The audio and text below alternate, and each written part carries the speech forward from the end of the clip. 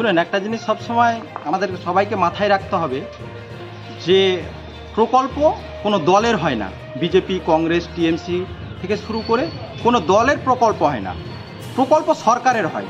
মোদী সরকার, মমতা ব্যানার্জি সরকার, তো সরকার জনসাধারণের।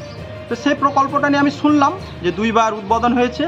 তো সেখানকার মহিষ পাতানির নেতৃত্ব যারা ছিল কংগ্রেসের, তারা বহুত দিন ধরে লড়াই করছে। বিডিও অফিসে তারা জমা দিয়েছে, অ্যাপ্লিকেশন করেছে, জিপিতে জমা দিয়েছে, তারা কোনো সুরাহা পায়নি।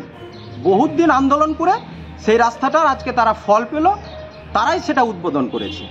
আমি বলতে চাই, বারবার বলবো, প্রকল্প কোনো দলের হয় না, সরকার সবার, জনসাধারণের সরকার।